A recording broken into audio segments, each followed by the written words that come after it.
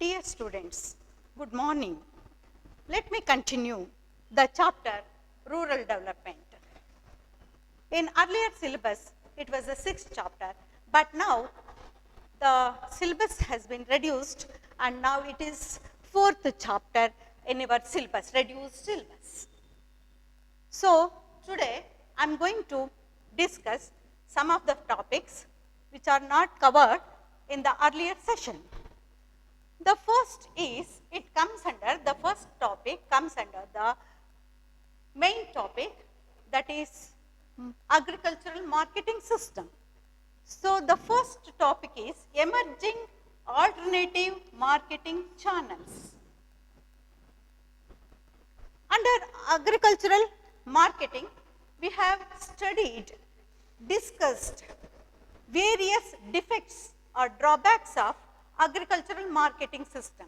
So, in order to remove that drawbacks, alternative marketing channels have emerged. So, what do you mean by alternative marketing system? They are alternative markets for the regular markets. So, these alternative marketing channels are providing facilities for the farmers to sell their agricultural products directly to the final consumers, so that they will get the better prices for their agricultural commodities. So, here I will give you some of the examples of alternative marketing channels in different states. So, for example, one, Raitara Sante in Karnataka. Second one is Raitu Bazaars in Andhra Pradesh.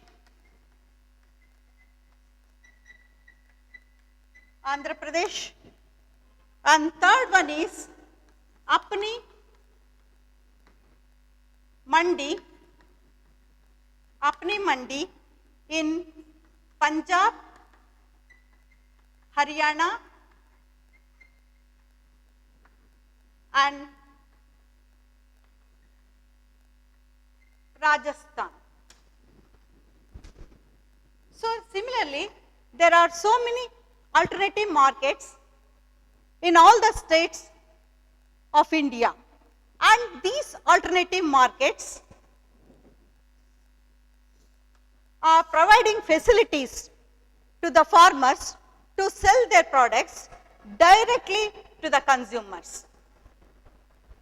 So, these alternative markets remove the drawback, one of the drawbacks of agricultural marketing, that is exploitation of the farmers by the middlemen, traders, etc.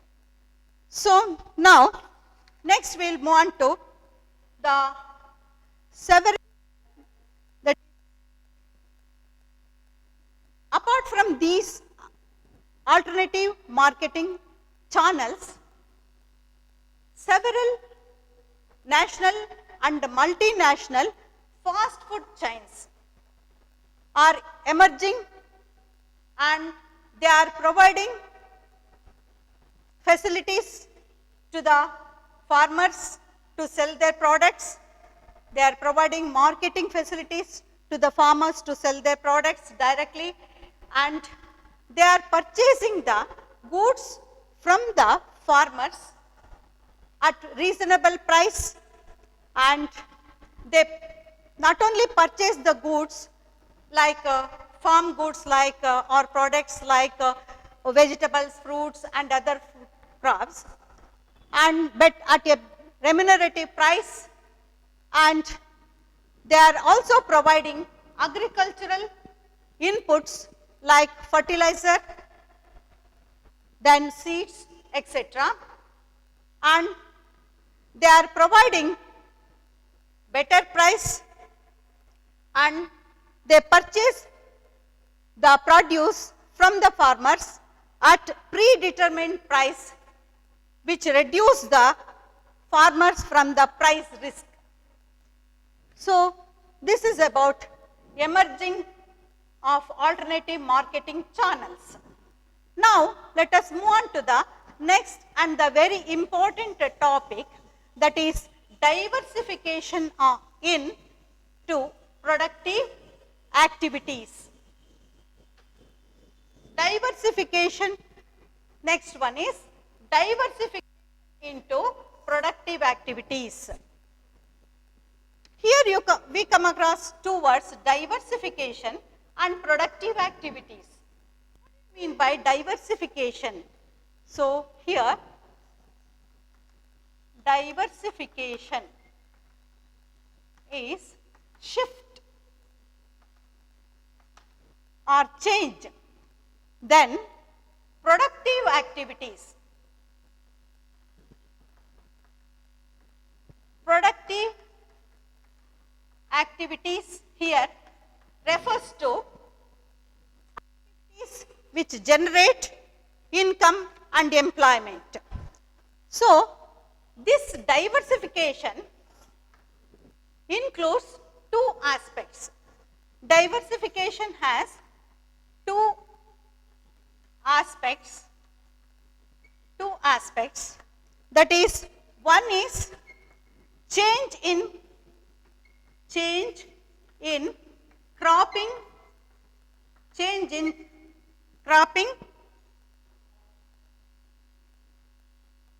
pattern, and second one is shift of workforce. See here, diversification into productive activities has two aspects. One is change in cropping pattern, and second one is shift of workforce from agricultural sector to non-agricultural sector or allied sectors. So, here I told you the workforce, why we have to shift the workforce from agricultural sector to non-agricultural sector? Because there is excess pressure on land. What do you mean by that? Excess pressure on land means there is a surplus labor who are depending on agriculture for their livelihood. Why the rural people depending on agriculture? Because the other alternative jobs are not available in rural area. In case if we provide other jobs or employment opportunities by developing small scale and cottage industries or developing allied activities. What do you mean by allied? Allied activities means activities related to agriculture, like sheep rearing,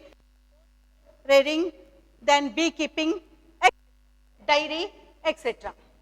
Allied activities, activities related to agriculture. And then non-agricultural or non-farm activities. Non-farm activities are,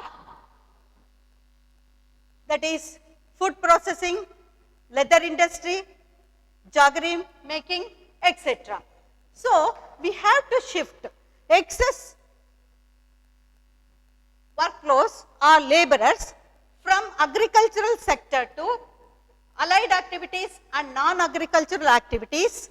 Thereby, we can reduce two types of unemployment. One is seasonal unemployment. As you know that agriculture is seasonal in nature, and so we can reduce the seasonal unemployment and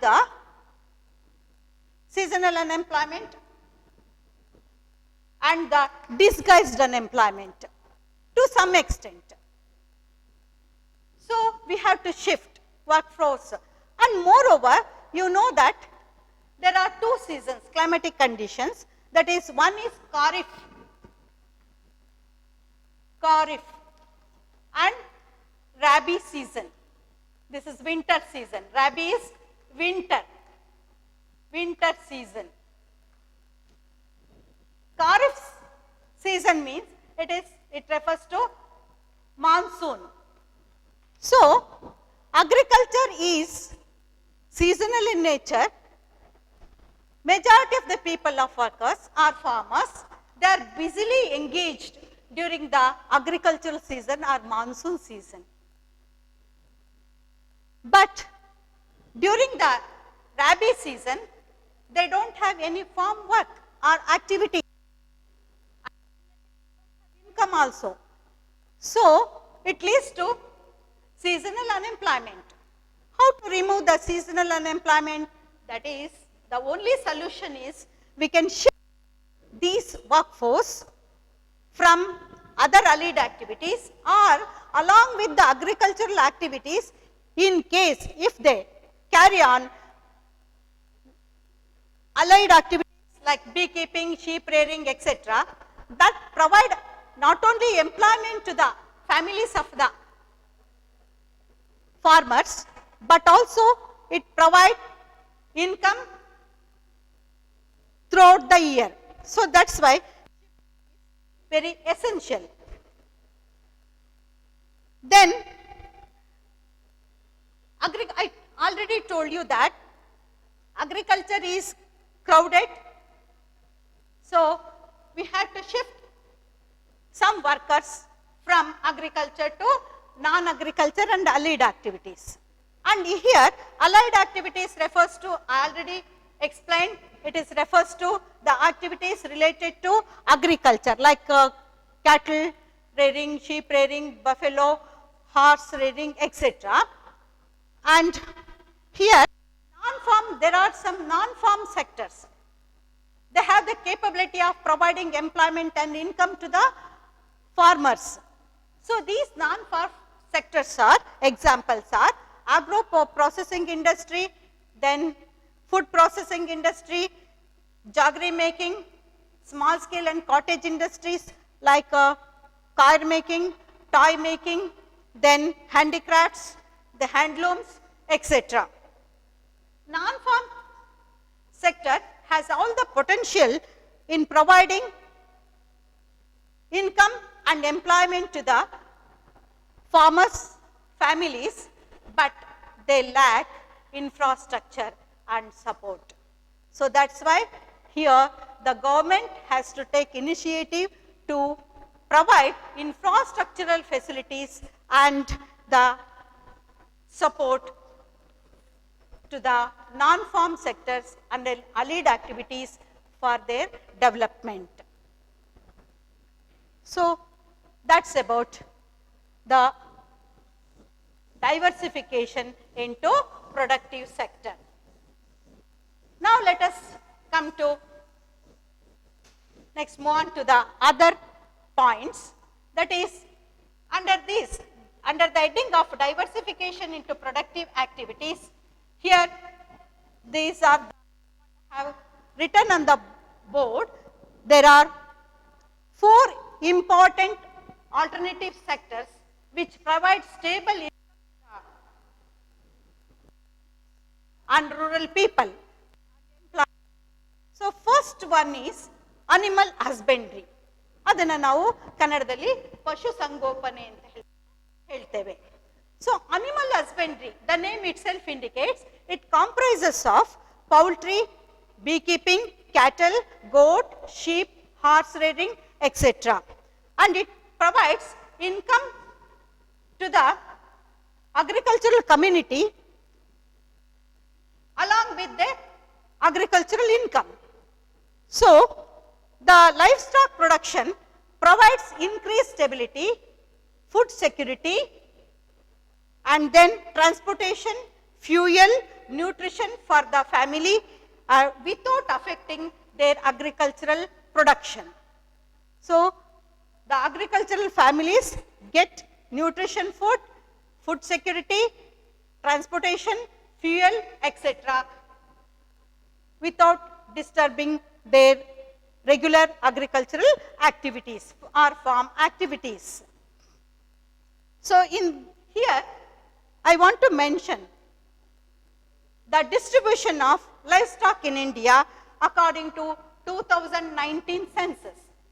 The 20th livestock census is census of livestock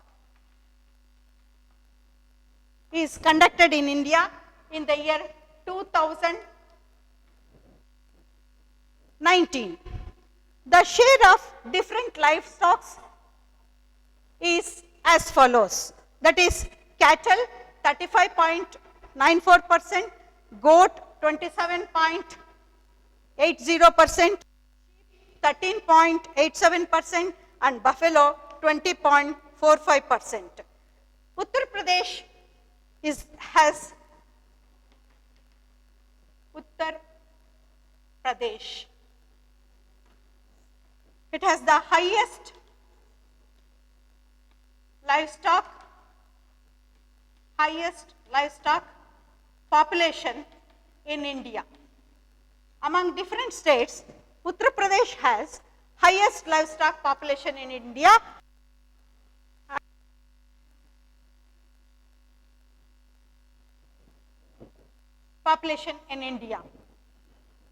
Next sector under animal husbandry, next important sector, it is dairy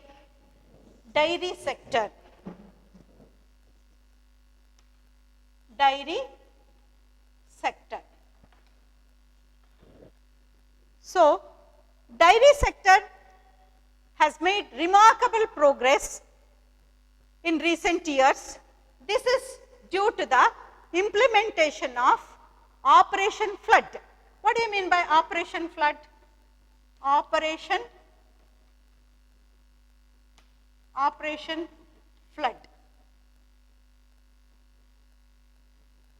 Operation Flood.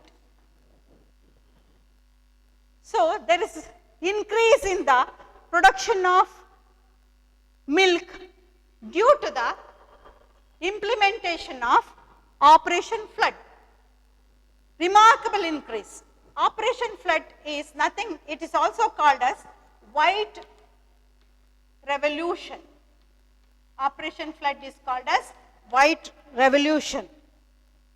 So, milk production has increased by 80 times due to the implementation of this Operation Flood.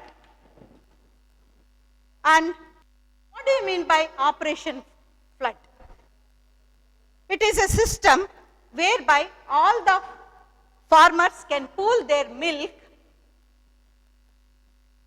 and same will be processed and marketed to the urban markets with the or through the cooperative societies. That is, under this system, Operation Flood, the farmers of the rural area, they collect the milk and collected milk will be processed and marketed to the urban centers through cooperatives. Here cooperative societies, milk cooperative societies play a vital role in marketing the dairy products or particularly the milk which help the agriculturalists or farmers to get better remunerative prices for their products, particularly the milk products. So, here cooperatives are very important. They are playing a vital role in marketing the milk produced by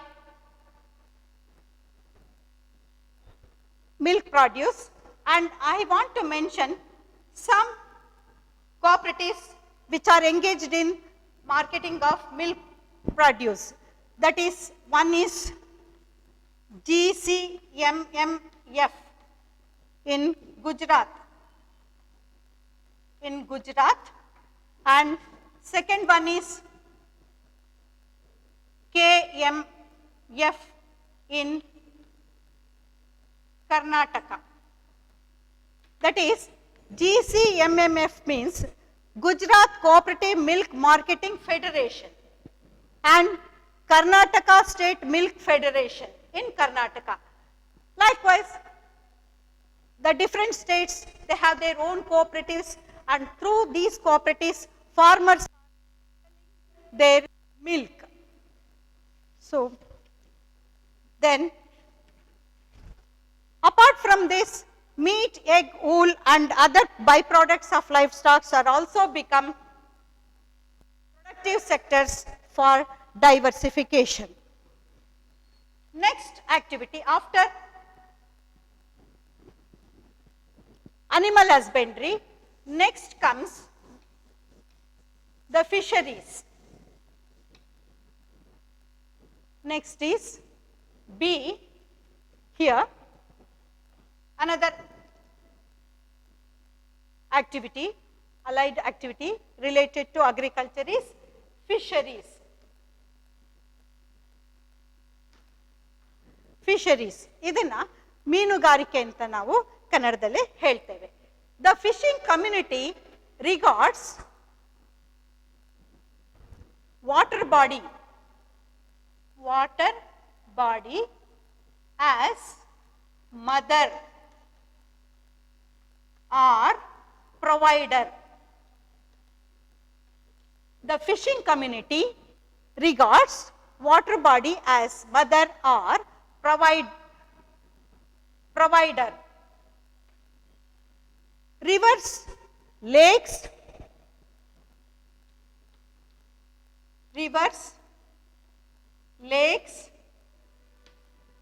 natural, aquatic, ponds, streams,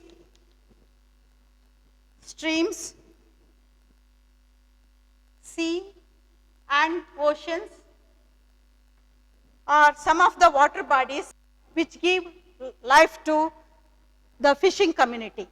So, here water bodies are rivers, lakes, natural aquatic ponds, streams, sea, oceans, etc. life-giving sources of fishing community. After the budgetary support, the government has given the budgetary support. After the budgetary support and adoption of new technology, there is an increase in the remarkable increase in the production of fish, and that is known as Blue Revolution. Blue Revolution. Remarkable increase in the fish production is known as Blue Revolution. And India is the largest producer, third largest producer of India is the third largest producer of fish in the world, and it ranks second in aquaculture. Fisheries alone provide employment to, this fisheries alone provide employment to 145 million people, and contributed, its contribution to GDP is 1.07%. It is earning foreign exchange worth of rupees nearly 334 billions. 334 billions. And as per the recent estimation of National Fishery Development Board, this figure, these statistics are data are given by the National Fisheries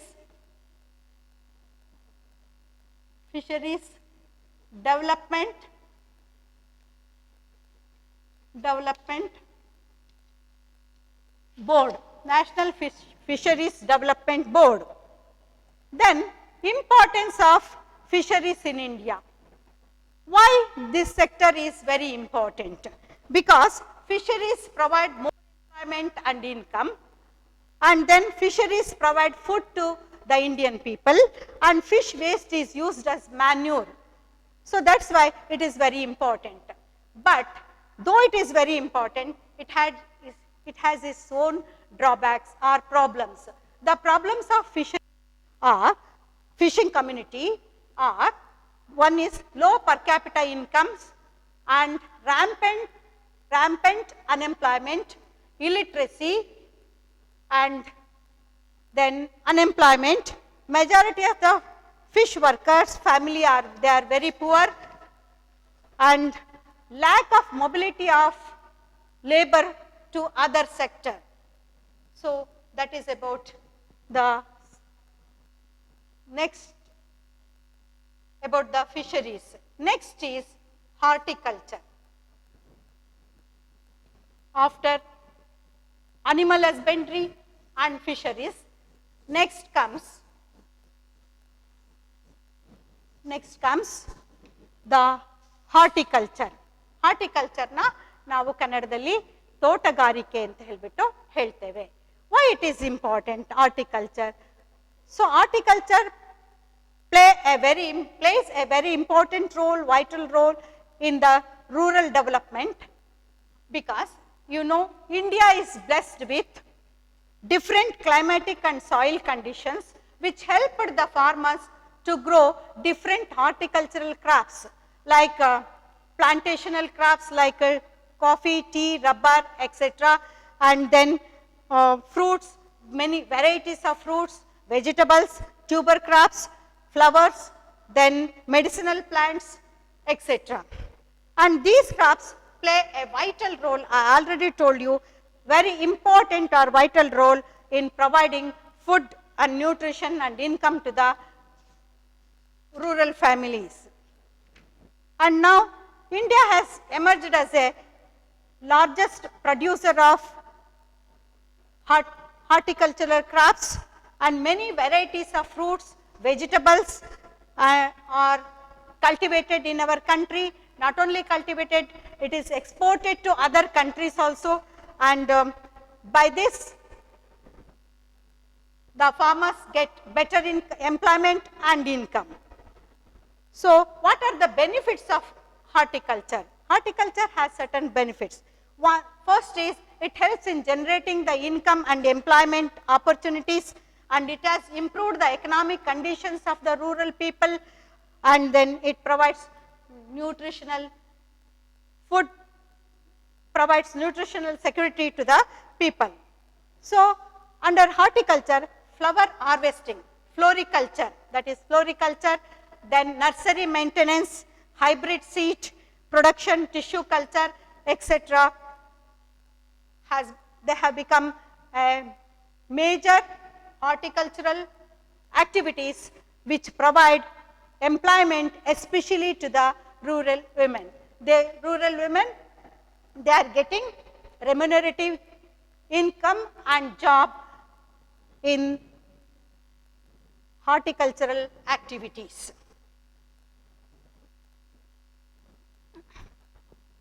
So next one, after horticulture, next is organic farming. ಇದನ್ನ ಕನ್ನಡದಲ್ಲಿ ಸಾವಯವ ಬೇಸಾಯ ಅಂತ ಹೇಳ್ಬಿಟ್ಟು ನಾವು ಕರೀತೇವೆ. Organic farming.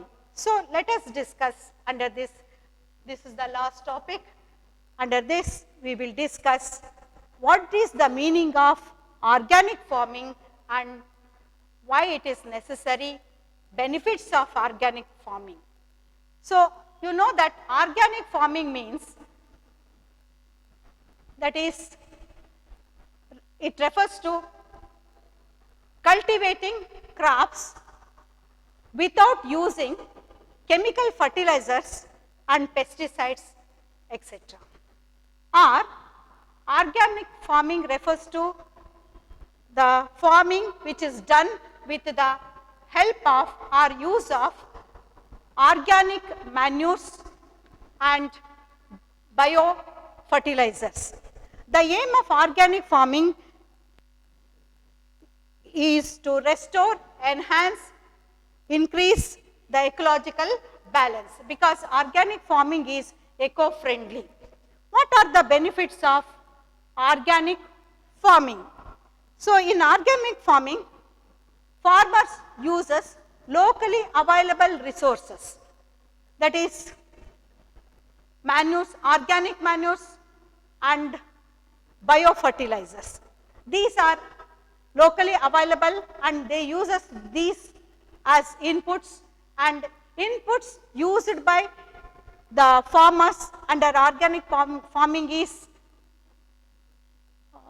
the manures, organic manures, the cost of which is very less compared to the inputs used by conventional farming, that is chemical fertilizers and the pesticides, etc.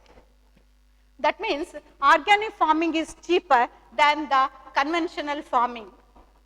And then organic farming generates income through exports also, because there is in recent years the demand for organic products is increasing, not only within the country but also abroad or outside the country, and now it start earning even foreign exchange. Now we are exporting so many organic farming products as there is greater demand in abroad.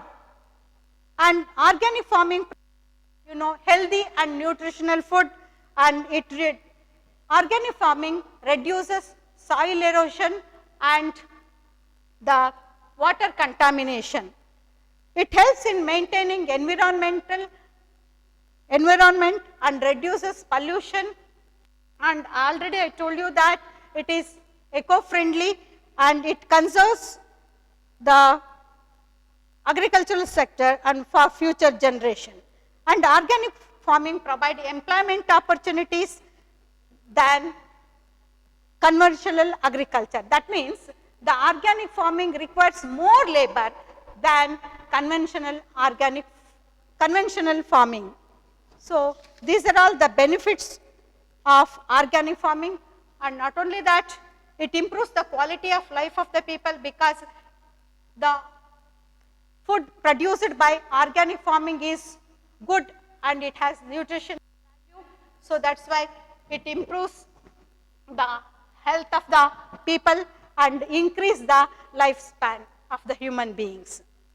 So this is about the topics, different topics under diversification into productive activities.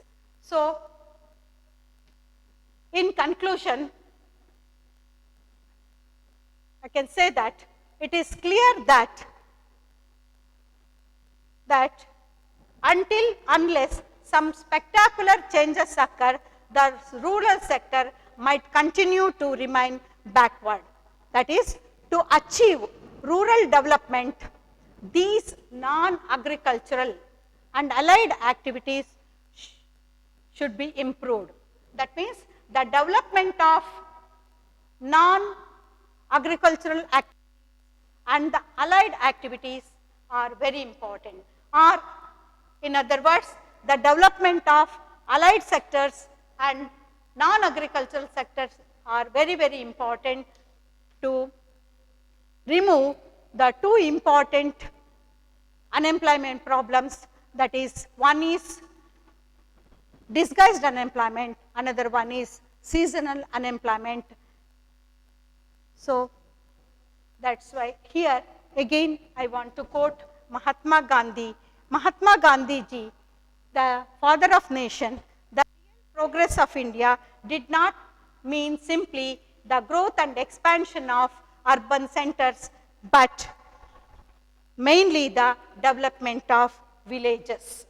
So development of villages is very, very important. You know that in order to develop villages, these are all the things, these are all the activities we have to focus, and government has to provide all infrastructural facilities and support for the development of all these productive activities.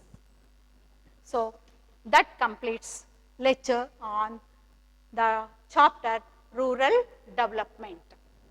Now I want to discuss some objective type questions or 1 mark questions on this chapter. So, on this chapter in the examination they will ask you objective type questions, 1 mark question, and then 2 marks, 4 and 6. So, for the first time, you know, pre-university department has released question bank for first year PUC economics, both arts and both commerce and arts stream, and that question bank is available in PU board online portal. So, first just I will mention the objective questions. First question is, that is, choose the correct answer. Most of the agricultural laborer are, there are 4 answers: rich, middle class, poor, upper class. The answer is, most of the agricultural laborers are poor. Next, second one is, leather industry and tourism are non-farm sector, farm sector, other sector, productive activities. Leather industry comes under, you know that, non-farm sector. The answer is non-farm sector. The increased milk production can be mainly attributed to the successful implementation of Operation Food, Operation Blue. Answer is Operation Flood. Agricultural allied activity. Answers are there. A is poultry, cottage industry, small scale industry and tourism. The poultry. So, next is fill in the blanks. The first question is, the growth of real India is possible only from the development of rural areas. Second one is, at the time of independence, dash exploited the small and marginal farmers. So, the farmers are, you know that, exploited by mainly money lenders and traders. Money lenders and traders is the answer. Farming is free from chemicals, that is organic farming. In organic farming, they don't use chemical fertilizers and the pesticides. It is free from these things. Then fishing community regards the water body as, today only I explained, they considered water body as their mother or living source, life-giving source. There are other questions also, 4 marks, 2 marks, etc. Now, I deem with great pleasure to thank the authorities, that is Director of PU Board, Deputy Director, Mysore District, Principal, Vidyavardhaka PU College, President, Vice President of and members of State Level Economic Association, and Mr. Revanna, Coordinator, for giving me the opportunity to take YouTube classes, and I thank videographer and other who helped me. I thank one and all.